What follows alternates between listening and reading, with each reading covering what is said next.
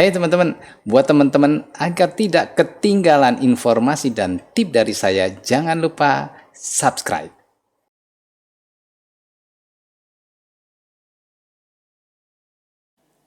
Hai teman-teman, untuk kali ini saya akan berbagi atau sharing atau kita akan bicarakan tentang font. Nah, buat teman-teman yang biasa membuat desain pasti nggak pernah lepas dari apa yang namanya font, dan juga buat teman-teman yang lagi suka mendesain UI UX desain tentu saja nggak akan lepas dari apa namanya font. Nah, lalu biasanya teman-teman kalau membuat desain kemudian menggunakan font, apakah teman-teman menggunakan font yang standar di software atau aplikasi, atau teman-teman biasanya download atau install ke dalam software kita. Nah, saya yakin teman-teman ada dua penyedia font yang gratis atau free yang ada di situs internet. Lalu mana sih kedua-duanya itu yang lebih recommended? Oke, yang satu pasti teman-teman sudah kenal, yaitu DaFont. Ini banyak sekali dan cukup populer orang menggunakan DaFont untuk kepentingan desain. Nah, yang kedua adalah Google Form. Nah, lalu mana sih sebetulnya yang paling recommended? Kalau menurut saya sih, semua kan tergantung kepentingan juga. Yang harus teman-teman perhatikan adalah masalah lisensi, ya. Jadi di DaFont itu ada beberapa font yang memang dia harus beli. Ya, kita harus beli, atau teman-teman bisa download atau install secara free, dan juga ada yang kita bisa gunakan secara free untuk kepentingan atau kebutuhan komersial.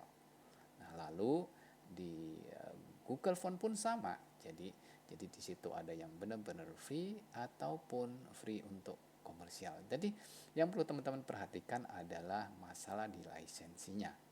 Agar teman-teman lebih jelas lagi, yuk kita langsung cekidot. Oke teman-teman, saya langsung saja buka ke dafont.com. Jadi kalau teman-teman masih bingung atau mencari di situsnya, langsung saja ketik dafont.com. Oke, di sini banyak sekali pilihan font yang cukup bagus dan atraktif yang teman-teman bisa pilih. Nah, di sini diantaranya ada fancy, ada Foriclo, ada techno, ada gothic, dan lain. Termasuk di sini ada basic. Nah, teman-teman sebelum teman-teman download, tentu teman-teman akan pilih font mana yang memang font itu lagi dicari sama teman-teman. Nah, di sini yang harus teman-teman perhatikan pada waktu mau mendownload, teman-teman silahkan untuk dibaca dulu untuk lisensinya. Nah, di sini teman-teman bisa lihat bahwa di sini yang mendownload itu cukup banyak, sampai 16.000 ya 73. Nah, teman-teman harus perhatikan di sini masalah lisensinya. Di sini 100% free. Berarti teman-teman di sini bisa ambil atau download 100% free. Tapi di sini ada hal yang berbeda. Yang kedua di Justin Signature. Nah, di sini free the personal use. Jadi ini hanya digunakan untuk personal, tidak untuk komersial. Ya, kemudian di bawahnya ini ada 100% free atau 100% free. Teman-teman di situ bisa gunakan secara 100% free. Ya, teman-teman bisa langsung download saja. Dan teman-teman yang selalu harus perhatikan adalah lisensinya. Ya, seperti itu. Oke, lalu bedanya dengan kita menggunakan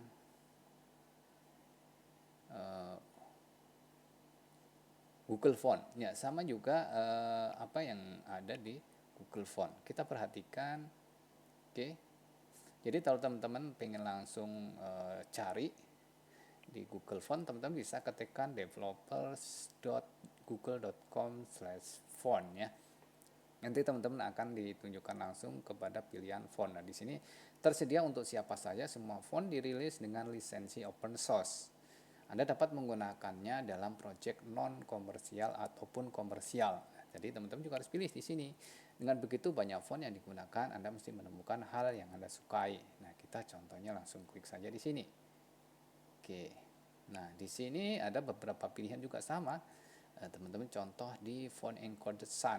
Oke, kita klik dan kemudian teman-teman di sini bisa mendapatkan font.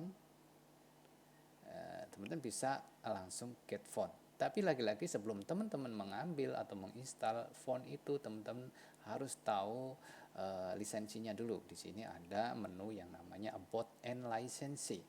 Nah, di sini teman-teman bisa buka dan kemudian teman-teman baca lisensinya. Nah, contoh teman-teman di sini perhatikan ya. Oke. Di sini lisensinya adalah this phone are licensed under the open phone license. Teman-teman bisa klik di sini, kemudian you can use them in your product and project, print or digital, commercial and otherwise. In addition, a legal advice.